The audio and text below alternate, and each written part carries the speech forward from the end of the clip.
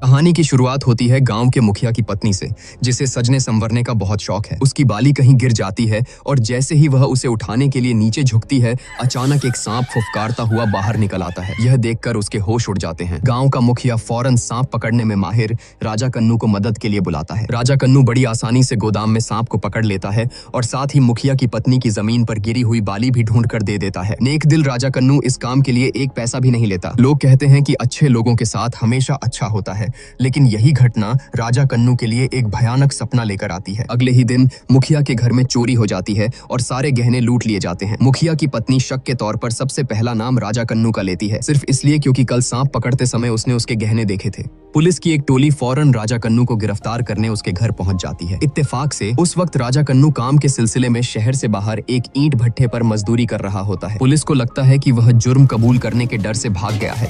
वे जबरदस्ती राजा कन्नू की पत्नी सेंगानी और उसके भाई को पकड़कर पुलिस स्टेशन ले आते हैं। उस समाज में पिछड़े आदिवासी समुदाय के लोगों के लिए कोई मानवाधिकार नहीं होता। पुलिस बेरहमी से उन पर राजा कन्नू का पता पूछने के लिए अत्याचार करती है। यहाँ तक कि यह जानने के बाद भी कि सेंगानी गर्भवती है, वे जरा भी रहम नहीं दिखाते। दूसरी ओर ईंट भट्ठे पर मेहनत कर रहा राजा कन्नू इन सब से पूरी तरह अनजान था। जब पुलिस उसे पकड़ने के लिए भट्ठे पर पहुंचती है तो वह वहां से कुछ ही देर पहले निकल चुका होता है। इससे पुलिस का शक और भी गहरा हो जाता है कि चोर वही है। राजा कन्नू अपनी मजदूरी के पैसों से अपनी बेटी के लिए एक तोहफा खरीदता है। जब वह खुशी खुशी घर की ओर जा रहा था, तभी अचानक दो लोगों ने उसे दीवार से सटाकर दबा दिया। जब पुलिस वहां पहुंचती है तो वह बिना कुछ कहे पहले उसे पीटती है। राजा कन्नू, जो पूरी तरह से हैरान और बेखबर था, उसे पीटते हुए पुलिस स्टेशन ले जाया जाता है। उसके पहुंचने के बाद ही उसकी पत्नी को रिहा किया जाता है। उनसे चोरी का जुर्म कबूल करवाने के लिए पुलिस उन्हें उल्टा लटका देती है और बेरहमी से मारती पीटती है। इतना ही नहीं, उनके जख्मों पर मिर्च तक मल दी जाती है। अगले दिन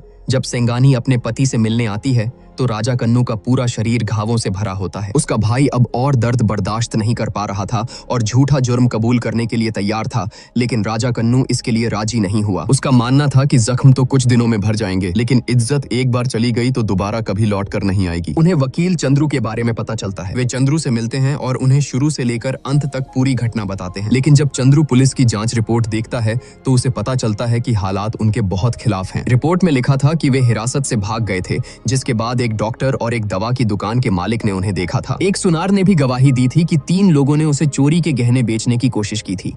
सारे सबूत इसी ओर इशारा कर रहे थे कि गहने उन्होंने ही चुराए थे और सजा के डर से भाग गए थे। लेकिन चंद्रू को पूरा यकीन था कि राजा कन्नू निर्दोष है और यह सब पुलिस की पुरानी चालें हैं। वह सेंगानी को हाईकोर्ट में मानवाधिकार याचिका दायर करने और मामले की दोबारा जांच की मांग करने की सलाह देता है। यह एक बहुत मुश्किल लड़ाई होने वाली थी। कोर्ट में पुलिस का वकील यह कहकर याचिका खारिज करने की मांग करता है कि उनके पास पुख्ता सबूत और गवाह हैं, लेकिन चंद्रू पुलिस रिपोर्ट की सच्चाई पर ही सवाल खड़ा कर देता है और पुलिस के गवाहों से अदालत में जिरह करने की इजाजत मांगता है। क्लिनिक का डॉक्टर और दवा की दुकान का मालिक एक एक करके गवाही देने आते हैं। पहली नजर में सबूत अकाट्य लग रहे थे, लेकिन चंद्रू ने अपनी जांच में कुछ ऐसी खामियां ढूंढ निकाली थीं जो बिल्कुल भी तार्किक नहीं थीं। उसने उस इंस्पेक्टर से सवाल किया जिसने जांच रिपोर्ट तैयार की थी।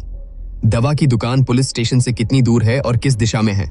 मामले की इन बारीक जानकारियों के बारे में पूछे जाने पर इंस्पेक्टर एक भी सवाल का जवाब नहीं दे पाया। यह साफ था कि पुलिस ने बिना कोई जांच किए ही रिपोर्ट तैयार कर दी थी। चंद्रू अदालत को बताता है कि उसने खुद उन जगहों की जांच की थी। क्लिनिक पुलिस स्टेशन के पूर्व में था और दवा की दुकान पश्चिम में। अगर वे भगोड़े होते तो अलग अलग दिशाओं में क्यों भागते? इसके बाद चंद्रू जांच रिकॉर्ड की 2 फोटोकॉपी पेश करता है और साबित करता है कि 2 अलग अलग लोगों के बयान एक ही व्यक्ति की लिखावट में लिखे गए थे। इस सबूत के साथ उसने यह साबित कर दिया कि पुलिस की जांच रिपोर्ट पूरी तरह से मनगढ़ंत और जाली थी, जिससे पुलिस के सारे दावे एक झटके में खारिज हो गए। जब इंस्पेक्टर को लगा कि अब झूठ छिपाया नहीं जा सकता तो उसने रिपोर्ट में जालसाजी करने की बात स्वीकार कर ली। दूसरे गवाहों ने भी मान लिया कि उन्होंने पुलिस के दबाव में आकर झूठी गवाही दी थी। पुलिस का बुना हुआ झूठ का जाल सबके सामने तार तार हो गया और अदालत में उनकी बहुत बेइज्जती हुई। अब इस मामले की जांच और भी ऊंचे पद के पुलिस अधिकारियों तक पहुंचने वाली थी।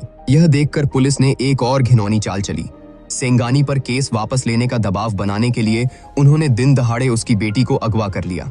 जैसे ही सेंगानी उसे बचाने के लिए आगे बढ़ी, एक बस ने उसका रास्ता रोक लिया। जब सेंगानी पुलिस स्टेशन पहुंची तो इस मामले से जुड़े 3 पुलिसकर्मियों ने उसे धमकाने और फुसलाने की कोशिश की। उन्होंने सेंगानी को पैसे का लालच देकर केस वापस लेने को कहा, लेकिन सेंगानी ने एक भी पैसा लेने से इनकार कर दिया। उसे सिर्फ अपना पति वापस चाहिए था। यह सुनकर इंचार्ज गुस्से से आग बबूला हो गया और बोला कि जब तक वह समझौते के कागज पर दस्तखत नहीं करेगी उसे जाने नहीं दिया जाएगा। तभी उसे अपने बड़े अफसर का फोन आया, जिसने उसे फौरन सेंगानी को छोड़ने और पुलिस की गाड़ी में घर वापस भेजने का आदेश दिया। दरअसल बेटी के अगवा होने के तुरंत बाद सेंगानी ने यह बात वकील चंद्रू को बता दी थी।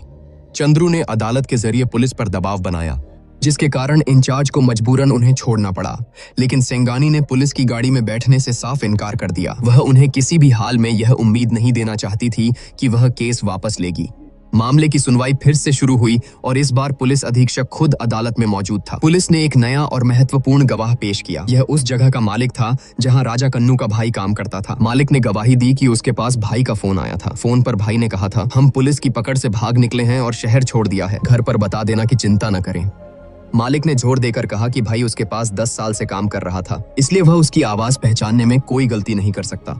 इसके बाद उसने एक और चौंकाने वाली बात बताई। उसने यह जानकारी पहले ही सेंगानी को दे दी थी। यह सुनकर चंद्रू सन्न रह गया। इतनी जरूरी जानकारी सेंगानी ने उससे छिपाई थी। जो केस वे जीतते हुए दिख रहे थे वह अचानक उनके खिलाफ पलट गया। बाद में पता चला कि गांव के एक शिक्षक ने सेंगानी को यह बात छिपाने की सलाह दी थी। उसे डर था कि अगर वकील को इस फोन कॉल के बारे में पता चला तो वह यह केस लड़ने से मना कर देगा। इस धोखे से चंद्रू को बहुत गुस्सा आया। उसे लगा जैसे किसी ने उसका मजाक बनाया हो और उसे यह भी शक होने लगा कि शायद राजा कन्नू सच में जुर्म करके भागा है।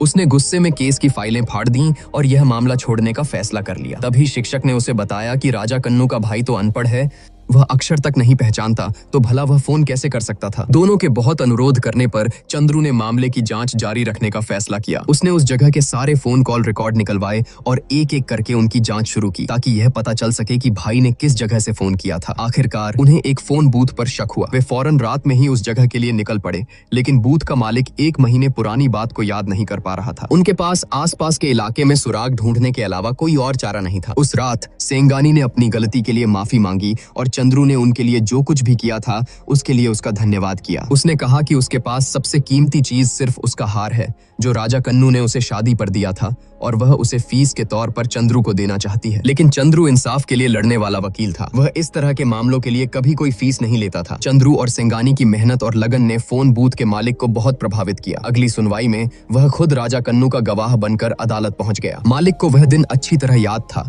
क्योंकि जिस फोन बूथ में सिर्फ एक आदमी के खड़े होने की जगह थी उसमें 3 लोग घुस गए थे। उसने अदालत में उन तीनों को पहचान भी लिया। ये वही 3 पुलिस वाले थे जो राजा कन्नू से पूछताछ कर रहे थे। इस आरोप का सामना करने पर पुलिस इंचार्ज ने सच कबूल कर लिया। उसने बताया कि उन पर बड़े अफसरों का भारी दबाव था, लेकिन वे असली मुजरिम को ढूंढ नहीं पा रहे थे, इसलिए उन्हें मजबूरन राजा कन्नू का भाई बनकर फोन करना पड़ा। पुलिस का एक और झूठ और एक और घोटाला सबके सामने आ चुका था। जज ने चंद्रू की याचिका स्वीकार कर ली और इस मामले की फिर से जांच करने के लिए दूसरे इलाके के एक बड़े पुलिस अफसर को नियुक्त किया। शुरू में उस बड़े अफसर ने भी चंद्रू को यह केस छोड़ने की सलाह दी, लेकिन जब चंद्रू उसे गांव लेकर गया और वहां के लोगों की हालत दिखाई तो उसका मन बदल गया।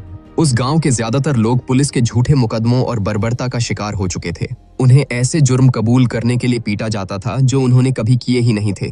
यहाँ तक कि बच्चों को भी नहीं बख्शा जाता था। पिछड़ी जाति का होने के कारण उनकी फरियाद सुनने वाला कोई नहीं था। यह मंजर देखकर वह बड़ा अफसर अंदर तक हिल गया। उसने चंद्रू के साथ मिलकर इस मामले की तह तक जांच करने का फैसला किया। सबसे पहले वे राजा कन्नू के घर गए, फिर पुलिस स्टेशन जाकर एक एक से पूछताछ की। यह साफ था कि राजा कन्नू के खिलाफ चोरी का एक भी सबूत नहीं था, लेकिन सबसे बड़ी पहेली यह थी कि राजा कन्नू और बाकी दोनों लोग पूरी तरह गायब हो चुके थे। उनका कोई नामो निशान नहीं था। उन्हें शक हुआ कि शायद उन्हें किसी दूसरी पुलिस ने पकड़कर किसी और जेल में डाल दिया है। एक तरफ सेंगानी को अलग अलग जेलों में उन्हें ढूंढने के लिए भेजा गया और दूसरी तरफ वे पुलिस के रिकॉर्ड खंगालने लगे, लेकिन राजा कन्नू का कोई अता पता नहीं चला। आखिरकार एक सीमा पर बने पुलिस स्टेशन में उन्हें एक सुराग मिला। कुछ समय पहले वहां एक सड़क दुर्घटना हुई थी जिसमें एक व्यक्ति की मौत हो गई थी। जब तस्वीर से पहचान की गई तो पता चला कि मरने वाला राजा कन्नू ही था। यह खबर सुनकर सेंगानी पूरी तरह टूट गई। इतने संघर्ष और इंतजार के बाद उसे जो मिला वह एक लाश थी। यह सब देखकर वकील चंद्रू का न्याय के लिए लड़ने का संकल्प और भी मजबूत हो गया। अंत में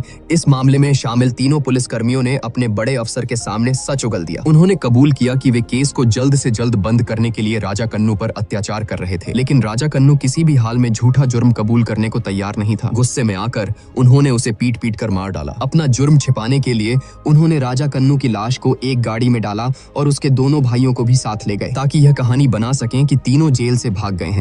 फिर उन्होंने डॉक्टर और दवा की दुकान के मालिक को रिश्वत देकर झूठी गवाही दिलवाई।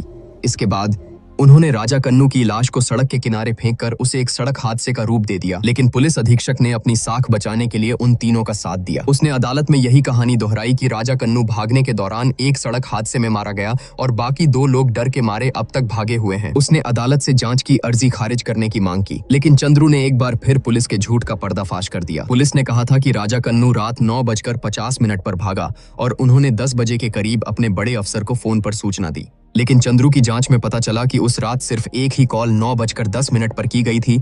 उसके बाद कोई कॉल नहीं की गई। यह साफ था कि पुलिस एक बार फिर झूठ बोल रही थी। सुनवाई को 10 दिनों के लिए टाल दिया गया। पहले पुलिस के लिए ऐसे मामले आसानी से रफा दफा हो जाते थे, लेकिन इस बार उनका सामना चंद्रू जैसे जिद्दी वकील से हुआ था। यह देखकर कि उनका पर्दाफाश होने वाला है, पुलिस डरने लगी। तभी चंद्रू के दिमाग में एक बात खटकती है जिसे वह समझ नहीं पा रहा था। अगर मालिक को इतना यकीन था कि फोन पर भाई की ही आवाज थी, तो पुलिस ने खुद फोन करने की बात क्यों कबूल की? इसका एक ही जवाब हो सकता था, पुलिस ने भाई के पास खड़े होकर उसे मजबूर करके वह फोन करवाया था। चंद्रू ने फौरन अपनी खोज का दायरा उस फोन बूथ के पास की जेलों पर केंद्रित कर दिया और आखिरकार शिक्षक ने भाई को वहीं ढूंढ निकाला। अंतिम सुनवाई के दिन पुलिस ने एक आखिरी बार बचने की कोशिश की, लेकिन इस बार उन्हें कोई मौका नहीं मिला। भाई ने अदालत में उस दिन जेल में हुई पूरी घटना का बयान दिया और बताया कि कैसे उसे धमकाकर उस फोन बूथ से फोन करवाया गया था। तभी फोरेंसिक डॉक्टर ने भी गवाही दी। उसने बताया कि राजा कन्नू की मौत का कारण उसकी पसली का टूटना और दिल में धंस जाना था, जो ऐसा लगता था जैसे किसी ने उसकी छाती पर जोर से लात मारी हो। हालांकि एक सड़क हादसे में भी ऐसा हो सकता था, लेकिन उसे राजा कन्नू की आंखों में मिर्च का पाउडर मिला था। यह नामुमकिन था कि कोई इंसान अपनी आंखों में मिर्च पाउडर के साथ इतनी दूर तक भाग सके। पुलिस अधीक्षक अब भी बहस करने की कोशिश कर रहा था, लेकिन इसके बाद बड़े अफसर की जांच रिपोर्ट ने उनके बचने के सारे रास्ते बंद कर दिए। बड़े अफसर ने खुलासा किया कि स्थानीय पुलिस ने चोरी के असली मुजरिम को पहले ही पकड़ लिया था। वह ऊंची जाति का था और उसने पुलिस इंचार्ज को रिश्वत दी थी।